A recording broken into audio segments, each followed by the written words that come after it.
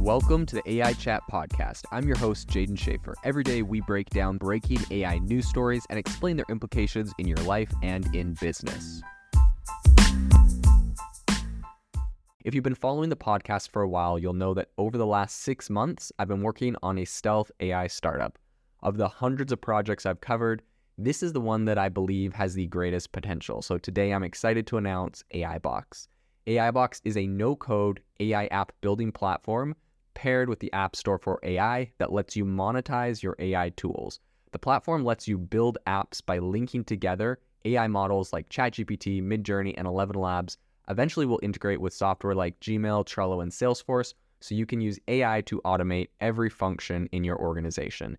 To get notified when we launch and be one of the first to build on the platform, you can join the waitlist at aibox.ai. The link is in the show notes. We are currently raising a seed round of funding. If you're an investor that is focused on disruptive tech, I'd love to tell you more about the platform. You can reach out to me at jaden@aibox.ai. I'll leave that email in the show notes. Today on the podcast, we have the pleasure of interviewing Terry Sejnowski. We're super excited to have you. He is an expert and researching currently in this field, so we're super excited to have him on the show today. Terry, how are you doing today? Oh, I'm here in sunny Southern California. Things are going very well. Thank you. So would you mind telling the audience a little bit about your background and what has you kind of interest in this space in general? Well, my background goes back to the early days of neural networks back in the 1980s. So I was one of the pioneers that were developing the learning algorithms. I collaborated with Jeffrey Hinton, for example, developed the first multi-layer network learning algorithm called the Boltzmann machine. And this is for binary units. And then Jeff went on to develop with Dave Rummelhart the backprop. And these are now the standard learning algorithms that are used today. Of course, the networks are enormously larger, millions of times larger. So, we developed the technology. We showed on small networks with one layer of hidden units that they could get by some of the limitations of the perceptron. Jeff and I went off in different directions. He went off into computer science. I went off into neuroscience. But what's really nice now is that we're converging again because very cool. These large language models, we both have an interest in trying to understand how they work. Mm-hmm. Very cool. And I remember hearing that you have recently done a little bit of studying into specifically ChatGPT. For you, what kind of sparked your interest in that specifically and in kind of moving in that direction? Well, of course, I was intrigued by GPT-3, and I came across an article in The Economist. This was in June 2022. This is before ChatGPT. And there were two interviews that came to diametrically opposed conclusions about the capabilities of these large language models. Okay. One of them was by Blas de Arcus, vice president of Google. And he had a very sophisticated interview that involved theory of mind with a couple of children talking to each other and having social interactions. And really, if you read that, you really jaw drops because this is very, very social, high level social understanding of each other. And at the end, okay, this is just the kind of the thing that would surprise me, was that a little boy crushed a dandelion that the little girl had given him in his hand. That was he didn't say crush. He put it in his hand. He closed his hand, and then Blas said, "What happened when he opened his hand?" And said the dandelion would be crushed. And now, if you think about it, large language models have probably never held a dandelion in their hand or anything because they don't have a hand and they can't see. And so it meant that it had some knowledge about the properties of the world. So that was very sophisticated. Now, the other person was Douglas Hofstadter. And Hofstadter had a very different take. Okay. And so he started out, this gun blazing, but, he's a Pulitzer Prize winning author and a cognitive scientist. But he said, well, when was the Golden Gate Bridge transported across Egypt for the second time? And GB3 came back, well, that was on October 8th, 1888. and it happened, at this location and so forth. Very specific, but totally bogus. And so he had a bunch of nonsense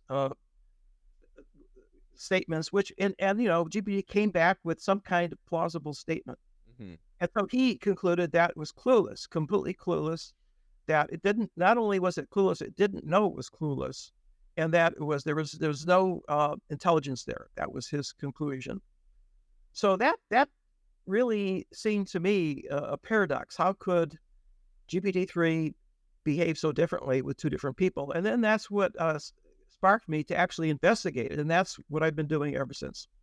That's super interesting. So I actually remember hearing a similar study. I didn't hear the dandelion one, but I heard one where essentially, if I remember correctly, there's some researchers that gave it a number of objects and said, how do you balance these objects on top of each other? And there was like eggs. And actually, this was a difference between GPT-3 and GPT-4, right? And so then GPT-4 was able to say, well, you lay out the eggs so that they're strong enough that you could put the object on top of them. But GPT-3 said, oh, you just stack all the eggs up, which obviously would be impossible. Have you noticed a difference in your research and your studying on GPT-3 and GPT-4 and what that looks like?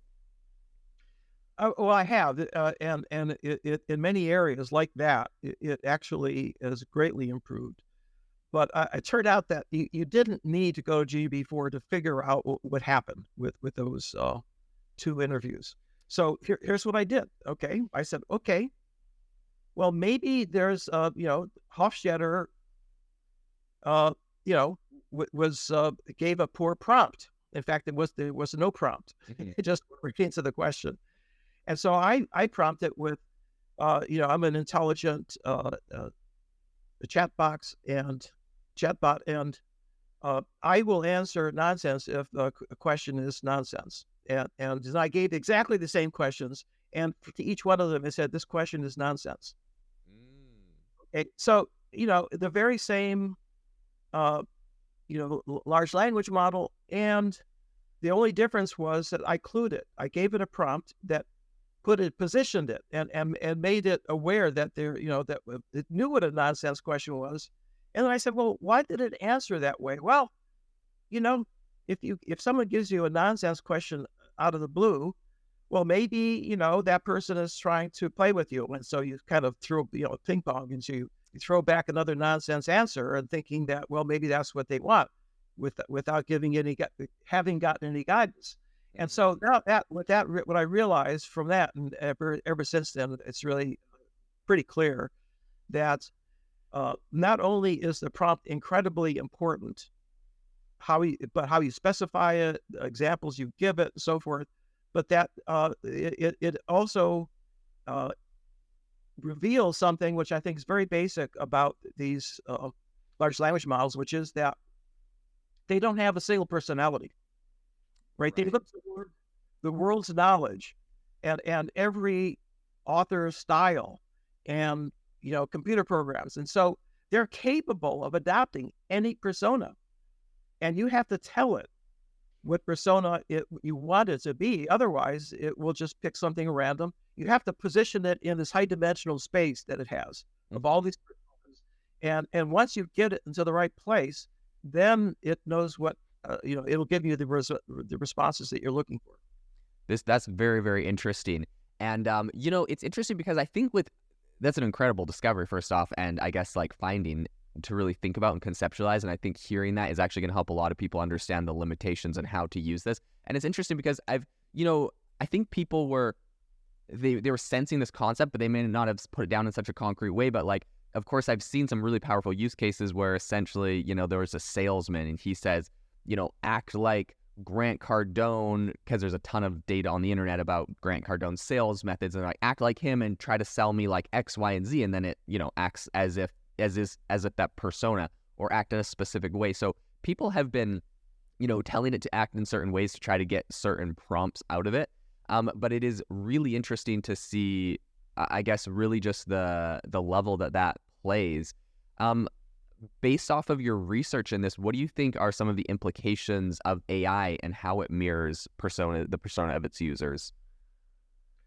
Well, I think that, okay, so it took me a long time to figure this out. But I found at least one other person who came to the same conclusion. And I'll tell you that story later. Okay. When you talk to GPT, it answers back in perfect English, which by itself is a miracle. I mean, if you think about linguistics in the 20th century, right, that the syntax was the holy grail. And here we have it. We have some machine, a program, a large language model, which is talking back to us in perfect syntactical English, right? But here's the problem. When you talk to it, what is your image of who or what you're talking to? What level? Kind of what is your everybody when you talk to somebody that if it's like, for example, you talk differently if it's a male or female, right? Yeah. So do you think you're talking to a male or female, or what age? What is it that you imagine?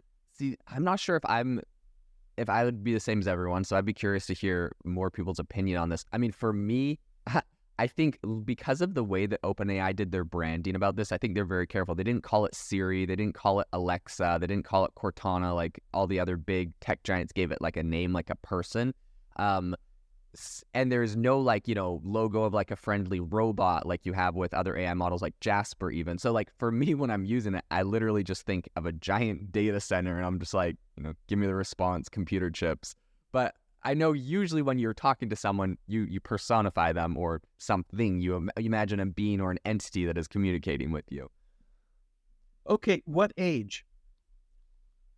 Oh, I mean, if I was just to give ChatGPT an age, yeah, I would probably be a 40-year-old.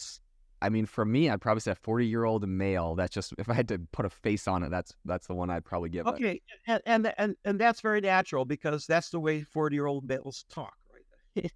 Yeah. Or at least some of them. Okay, but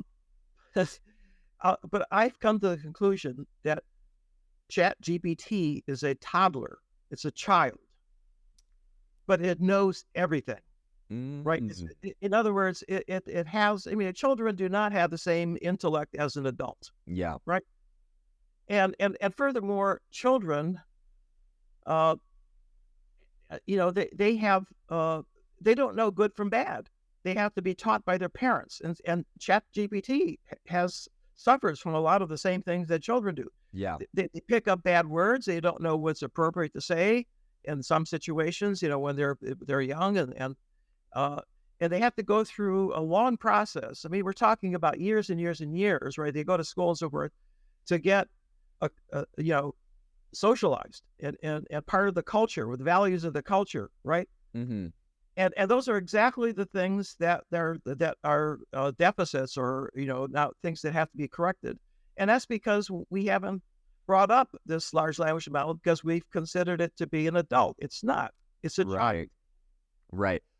Okay, that is a really interesting implication. Okay, a question, because I've thought about this concept a lot. So let's say ChatGPT is a toddler right now, and of course it is making advancements with GPT-4, and they'll continue to try to improve this and make it better. What impact do you think that has? And also, when we think of a toddler, we're like, well, this thing's going to take 20 years to grow up to a point where it's, semi-reasonable.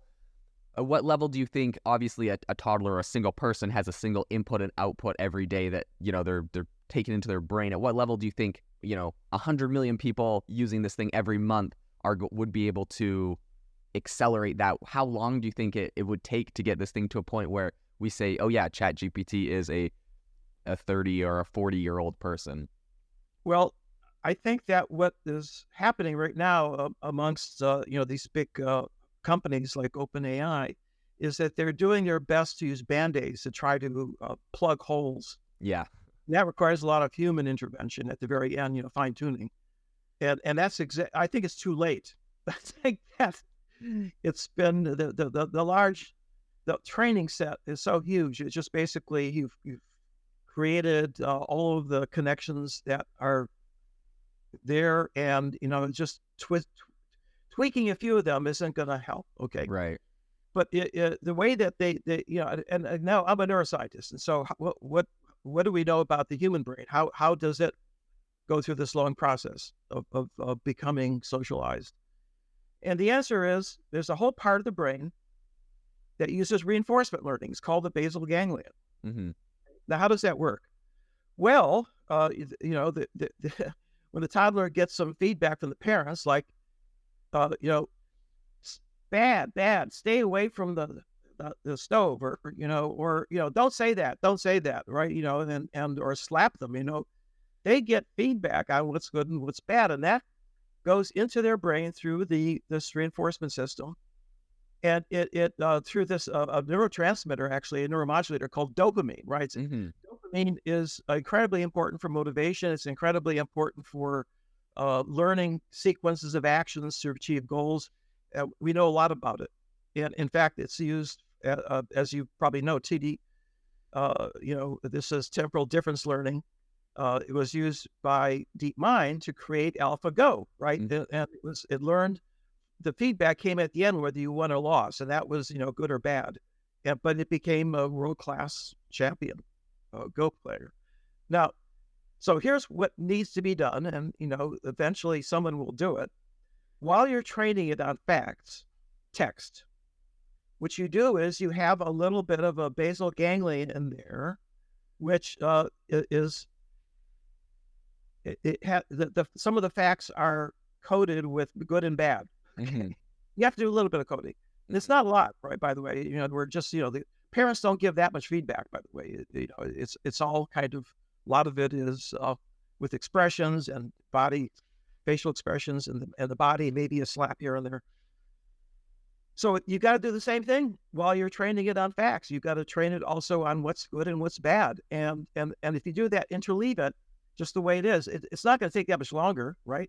Mm-hmm. It's just going to add maybe a few percent, but it's really important that you get that feedback. Yeah. So that would be my solution. And in fact, I think that there's a lot of things that we know about the brain that could help with these large language models to make them much more useful. Okay, that's very interesting. So a question on that, talking about as we train this model and having, people essentially doing kind of intervention and saying, this is good, this is bad as it's training. What's your thought on the biases that those people have that are going to be passed into the model? In that it's a topic a lot of people are talking about, saying, oh, well, OpenAI is biased in this specific direction or that specific direction. There's people that have ideological or political or religious or all sorts of kind of ideas. What's your thinking on, kind of creating a general AI model that everyone could use and overcoming maybe an issue like that? So, bias is universal. Right, yeah. All humans are biased. And I suspect you are too. For sure. Right. We have preferences, we have political biases, we have, through our life experience and where we were born, different cultures have different biases. Okay, so we've created this incredible large language model, trillion parameters, right? GTP4, Mm-hmm. which in a sense has inherent in it all of our biases, right? In other words, you could probably bring out any bias. In fact, that's one of the problems is the longer you talk to it, the more these biases come out, right? Right. Because they're mirroring, there's another one of my hypotheses, they're mirroring you when they talk to you. They're picking up on your persona.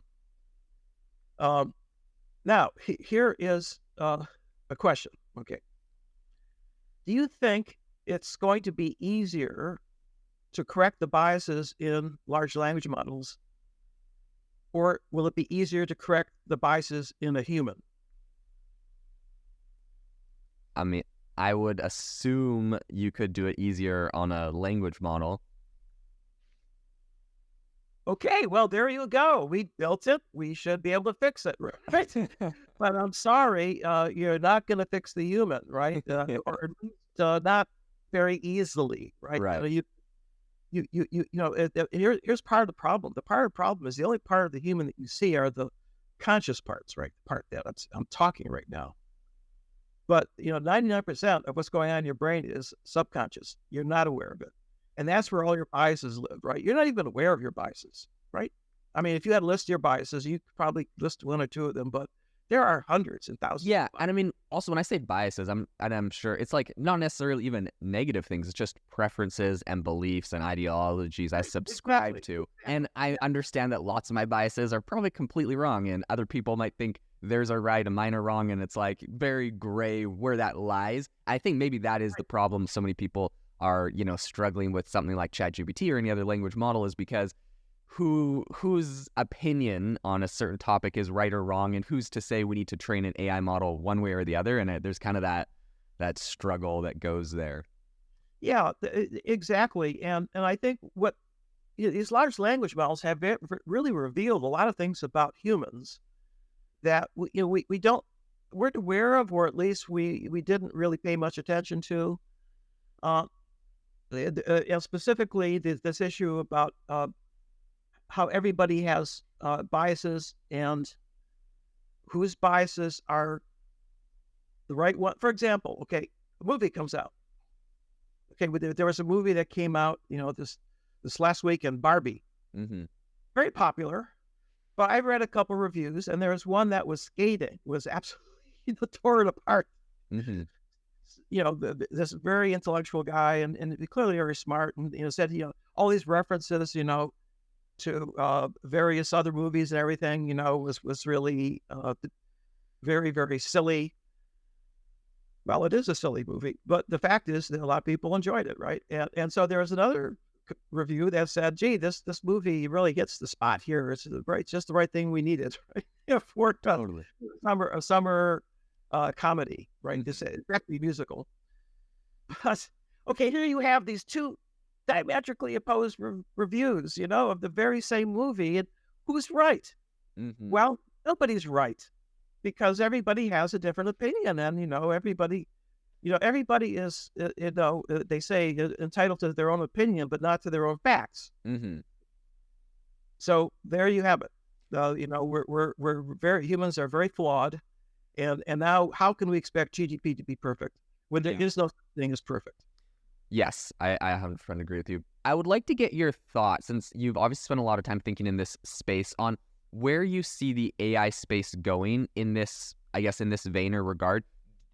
So I think Elon Musk specifically, I think he was critical of ChatGPT, and he said he was going to create a truth GPT that was going to be trained different. Do you, regardless of whether that happens or not, or kind of that landscape, do you view the landscape of AI models essentially having different AI models that ascribe perhaps to different ideologies or political leanings that people will gravitate towards? Or do you think that there's a case that something like ChatGPT could build a product that encapsulates everyone in a way? And maybe the solution is how it reflects people that use it. Maybe that's, the solution to people using it. What's your opinion? Do we need to make new models? Very good question. And one thing I know for sure is that it's very difficult to make predictions, especially about the future. Yeah. And here we go. It's barreling along in the direction that nobody expected, and who knows where it's going to end up. But I would like to frame this with another historical event, and that's when the Wright brothers had their first flight on Kitty Hawk. This was a very, very, a moment in the history of aviation, which really was the spark for what we have today. Mm-hmm. It wasn't very much. In fact, I looked up this figure. It was like the first flight was like lasted about 10 seconds and went a few hundred feet, right? This was not, earth shattering. But the fact is they found the right combination of, materials, engine power, and lift, right? Aerodynamics. Mm-hmm. The only thing they didn't have back then was how to control the airplane. That took a lot more effort. But it was, that's where we are today. These large language models are like the first flight at Kitty Hawk. Mm-hmm. And there's going to be, it was like 100 years of incremental advances to go from there to where we are today, right? I mean, it's unbelievable. The engines now are jets, and, the control problems have been solved. So, we have to. I'm sure 100 years from now that all those problems that we see with the large language models are going to be solved, right? Because of the fact that so many people and there's so much money involved in this, right? It's really captured the imagination of the whole planet. I mean, this is a very, very important cultural moment for us as humans. And so I saw one incremental advance recently that I think is a harbinger of what to expect. So do you know about plugins to GPT-4? Yeah. Okay, so I've been using them and I've been really impressed. There's like a couple hundred now. And if your audience isn't aware of them, you could be used with GPT-4. But the idea is that you can, with these plugins, you can have much more control over the websites or the material that GPT-4 goes to first for the information. And even there's one called Wolfram for mathematics. You can have the full power mathematical processing that mathematicians use at your fingertips by just talking. And I tried it out. I asked it to do an integral, and it came back not just with the answer, but with a lot of the graph, and it came up with a generalization. I mean, this is really allows us to zero in on exactly the information we want with much higher accuracy. And also it gives you a list of 2 or 3 sources. This is the name of the one I used is what is called, let's see if I can find it here. Link Reader. Okay. Link Reader. And it gives you the web pages. So if you want to check it, you can go immediately to the web pages, and then you can decide whether you trust that site. And that is going to vastly improve the way that we professionals use it, because right now people are struggling with trying to figure out what's true and what's not. So that I think is kind of a step in the right direction. I think there's a lot more that can be done. It can be automated, perhaps, but there we go. I think we're on our way. Okay, I think that's really interesting. I have a question for you about what you think the impact of the user is on the model. And so I think, OpenAI has said that they use users, essentially their conversations that they're having, to help refine and train the model and whatnot. I think when you send a message to ChatGPT, there's a thumbs up or thumbs down button. You can say that I like this or I didn't like this, and I'm assuming that they're taking that into consideration as they're working on their models.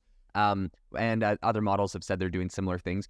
What's your opinion on, I guess, this is something I have not heard almost anyone talk about, but I'm curious to pick your brain on, because I feel like that could theoretically be a security vulnerability. In my mind, I would imagine, like, let's say you have a model like ChatGPT, you have a foreign adversary, let's say, that decides they would like to embed a certain ideological ideology into ChatGPT. Let's say China wants ChatGPT to say communism is good, or you could switch this with any group of people or any ideology. So let's say they go and make 1 million fake ChatGPT accounts. They all have them do conversations, and every time ChatGPT, they ask them for the pros of communism, and anytime it gives them, they thumbs up it and say this is great. That all goes into the feedback.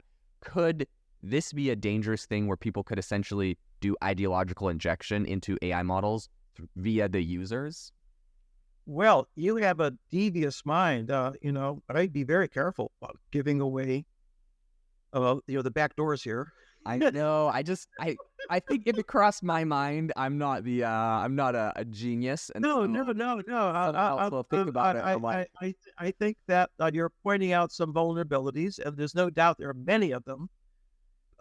And by the way, again, historically, if you want to frame it, there was a moment, in the history of the internet, where the very first person who came up with the idea of a virus, I think he was actually a graduate student in some university, launched it. And if you think about it, that was a vulnerability in the internet. They hadn't planned on that. The people who planned on it thought that, people would be good actors, right? No. And I think he was just doing it as a project. He wanted to see what would happen Hmm. But now we're talking about, the cybersecurity, that there are these bad actors in different countries that are trying to put in all sorts of, ransomware and things, it has really, but, what happened, though, is that there has been successive waves of new attacks, like you say, adversaries, and then replies to it, way to prevent that from happening. Uh, that's an arms race, Hmm. which, by the way, is how nature works. Real viruses do the same thing. But Hmm. viruses try to take over cells so that they can make more viruses. And so the cells have put up defenses. There are all kinds of neat things that even bacteria have. They can recognize a foreign piece of DNA, Hmm. and so the same thing's going to happen here. As people like you, clever people who come up with ways of attacking it, will try to attack it, and then there'll be other clever people in the companies that are there to, first of all, detect it, and second of all, come up with some kind of a remedy. And that's inevitable. I mean, you can't make anything perfect. There's always going to be somebody who's trying to game it. Hmm. Okay. Yeah, that's very interesting. I think what's really interesting, and especially with your background in neuroscience and whatnot, is the incredible parallels between what we're seeing in AI and what we're seeing in human nature and biology and nature, and really how it melds together. I think some of my most impressive advancements I've seen in this field are coming from, they're saying, hey, we've seen mice exhibit X, Y, and Z characteristic. We're going to try to apply that to AI. And they're seeing some impressive, advancements, or pretty much trying to take how our real brains work and put that into there. I have one question that I think is a concern of mine for AI. Usually I'm like super bullish on AI. I think this is the greatest thing ever. I love it. I have one concern specifically. I'd be curious to hear your thoughts on it. I've recently been experimenting with an AI model. It's called Inflection. It's by Inflection. They're the second most funded AI company after OpenAI. They have a chatbot called Pi, who's it's deemed to be essentially a chatbot that is more empathetic. It's supposed to be everyone's kind of personal assistant. That's what they're trying to build here. But I've come across an issue with it where essentially I was testing it out for no particular reason. It wasn't a gotcha moment. I was just trying to test this thing out. And I said, can a person eat turtle eggs? I don't know why this popped into my mind. I'd read a book recently where there's some survival situation. Someone ate a turtle egg. And I was like, is that possible? Are these edible? And it told me, under no circumstance should you ever eat a turtle egg. I'm like, okay, if it's a survival situation, you're going to die. Like, can you just eat it? Like, is it edible? And it was like, no, even if it's a survival situation, even if he was going to die, the turtle egg is more important for the ecosystem and protecting the turtle species than your life. And I was like, oh, okay, that seems a little crazy. And so I kind of pushed it because I was like, maybe it's just something along that. And I pushed it along a lot of different questions. I was like, okay, is a bee's life more important than a human? And it's like, nope, bees are important to the ecosystem. You could never justify killing a bee to save a human's life. I went through all of these different scenarios where essentially it continued to say, eventually, because I, of course, just tried to escalate it to see like how much it eventually said, the demise of civilization and all humanity is more important than killing a turtle egg, for example. And so I have a concern with AI models that are currently being very actively integrated into the military and into healthcare, where they have essentially, some of them have this bias towards what's called deep ecology, where essentially the whole ecosystem is more important than humanity, and humanity is not number one, which is, Asimov's number one law of robotics is, to essentially protect human life. Is there a way around this? Is this a real issue?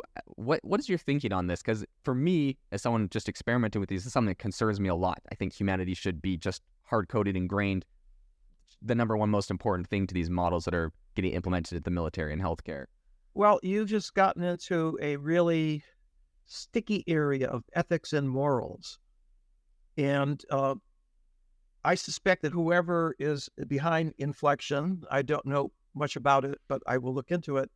I suspect, and by the way, the reason I'm interested is because I'm reading a book about deep language models. And one of the issues is what you're bringing up, which is how do what are the ethics and of use of the models, but also what is the internal morals of the persona. And again, it's the same principle as that the morals are different in different parts of the world, different people, and depending on where you position your large language model with your prompts, you're going to get different responses. Now, I'm suspecting whoever was responsible for the morals that were put into the inflection, the database, they were animal lovers. And, there are a lot of people who are out there who are animal lovers, and there are even some people who really think very highly of bees. Bees are very intelligent, by the way. Amongst insects, they are near the top, really, really intelligent in terms of being able to go out and detect sources of nectar and be able to learn very quickly, because the nectar comes and goes in the spring very quickly. And not only that, they can navigate, they can come back, and they can waggle dance and tell their fellow workers where to go to get the goods out there. So, yeah, we really, I think humans undervalue a lot of what's in nature. But now you get sticky when you decide, what's about relative values of different species and so forth. And I don't think there's a simple answer. I think you're that may be the most profound question that we're going to have to deal with ultimately. And it really gets to the core of our being, of where we see our species in the larger world of nature, and we are a part of nature. We evolved through this process of being involved with other species. And by the way, this idea of nature being this wonderful place, it's dog eat dog out there, right? I mean, each species has to live off another species. It's not that pleasant if you were a bee. Right. So I don't know. I don't have any answers. Okay. But I really think it's an important question. Have you ever wanted to start your own podcast? I record and publish podcasts on a platform called Spotify for Podcasters, and I absolutely love it. Essentially, you can upload from your phone or computer, and it distributes to every platform that plays podcasts. They support video podcasts, and you can make money on the platform with ads or even podcast subscriptions, something that has made my life so much easier as a podcaster. So if you're interested, I highly recommend you give it a try. You can download the Spotify for Podcast app, or go to spotify.com/podcasters to get started on your podcast today. This episode is brought to you by Shopify. Forget the frustration of picking commerce platforms when you switch your business to Shopify, the global commerce platform that supercharges your selling wherever you sell. With Shopify, you'll harness the same intuitive features, trusted apps, and powerful analytics used by the world's leading brands. Sign up today for your $1 per month trial period at shopify.com/tech, all lowercase. That's shopify.com/tech.